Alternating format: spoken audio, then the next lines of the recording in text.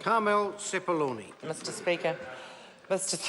Speaker, I just want to start, my colleague Megan just pointed out a few names for the National Party's government coalition over there. We had Maureen saying that we were talking about muddying the waters between red and the green, and I know how threatened they are, so that's why they have to go there tonight.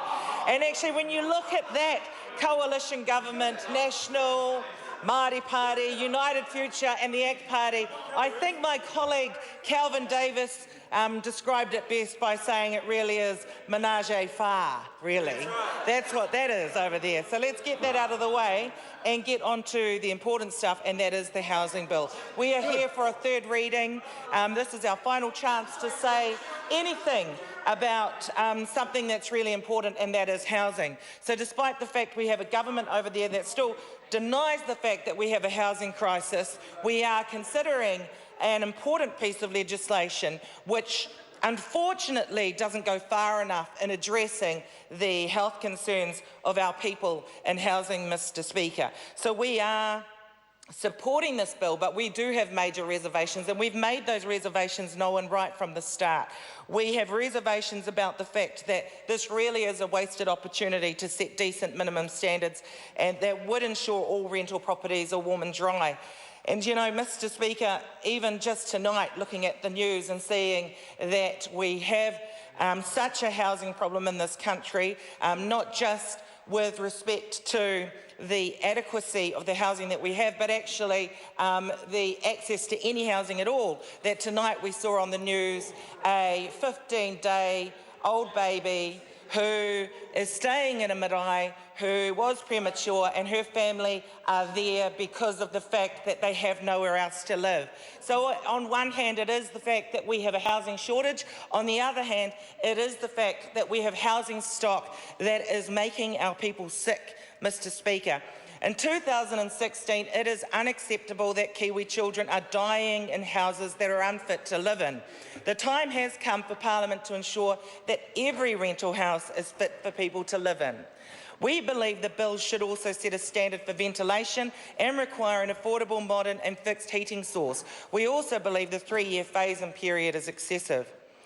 In contrast, Mr Speaker, Andrew Little's Healthy Homes Guarantee Bill would provide that all new tenancies after a year would have to meet standards for methods of heating, methods of insulation, indoor temperatures, ventilation, draft stopping and drainage. And we keep hearing from that side of the House that what Andrew Little is proposing is unaffordable. Well, actually, what's unaffordable is 42,000 children being admitted to hospital every year because of the state of the housing that they're living in.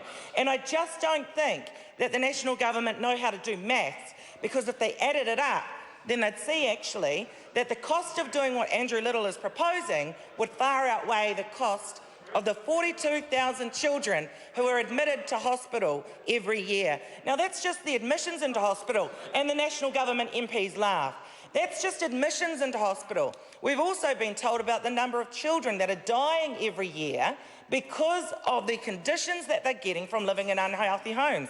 15 children dying a year because of the state of their housing, Mr Speaker, and it's unacceptable. And for those of us that are electorate MPs, lots on this side actually, very few list MPs on this side actually. For those of us that are electorate MPs, one of the biggest issues we have coming through our door every day is families with housing issues. And the housing issues just aren't shortage of housing, but they are the actual adequacy of the housing and the fact that those houses are making them sick. I've had people come through my office for support with letters from the hospital, letters from their GPs saying that they must get transfers from their housing, they must get access to a Housing New Zealand house because the houses they are in are sending them back to hospital time and time again. And it's not funny. I had a mother come to my office for help. She said that she'd just been let go from hospital with her 5-year-old daughter because of the respiratory problems her daughter had developed because of the mould and damp the house they were living in. She was concerned that she would be back in there. By the time I went to see her, a day and a half later, she was already readmitted back into Waitakere Hospital because that daughter, that 5-year-old girl, had gone home from the hospital to that house, and that house had made her sick and she was put back in hospital. So, I mean, the National Government, I cannot understand how you can't take this seriously and why every time we have this debate in the House you end up laughing at what's being proposed by this side of the House, because clearly it's not just about doing these families a favour, it is about the cost to the hospital system every time these kids get admitted into hospital. It is about the cost in terms of lives, Mr Speaker. We've heard Nick Smith say it would be too expensive to get slum landlords to upgrade their properties to a livable standard. He exaggerates the cost, but more importantly, he seems to know the price of everything and the value of nothing.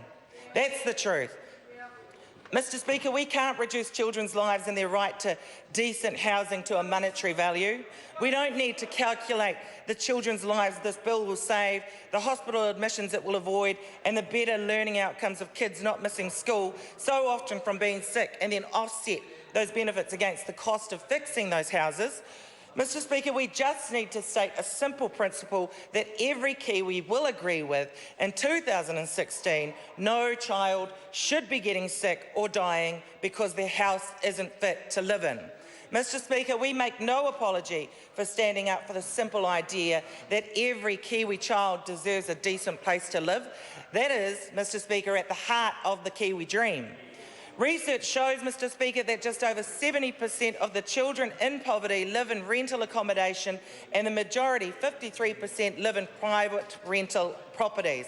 I want to go back to what my colleague was saying before, Jenny Salesa, and that was about the Pacific community. She pointed out that we are more likely to be affected by legislation like this because we're more likely to rent property. Not only are we more likely, but I do need to point out that the decline in home ownership of Pacific is much steeper than anybody else's. We've gone from 26% in 2001 to only 18% now in 2016. Actually, so it's just saying it's been reduced even further to 16%.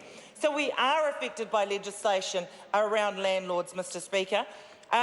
Pointing out the fact that actually most landlords are good landlords, very few are the slum landlords that we're talking about, but I've come across them in my electorate, I'm sure others have too. I've come across landlords that buy out leaky homes because they are cheap, but then rent them out for market rental to families who can't afford to live anywhere else.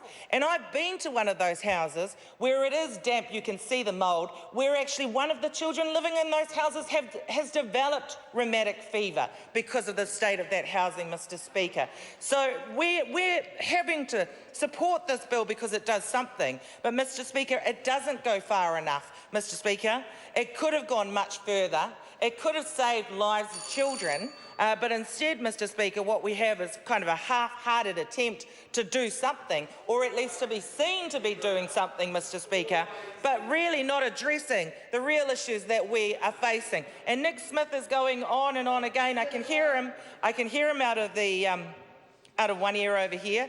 And again, he seems to know the price of everything and the value of nothing, Mr Speaker, and he doesn't really seem to take this issue or any issue around housing seriously. In fact, the issue around homelessness, we've heard him say, is a figment of all of our imagination. Well, actually, tell the average person who walks out to their shopping centre every day, who walks out into onto their main road and every day is confronted with levels of homelessness that we've never seen in this country. Mr Speaker, we have major issues in this country with housing. It is the shortage of housing, and it is the adequacy and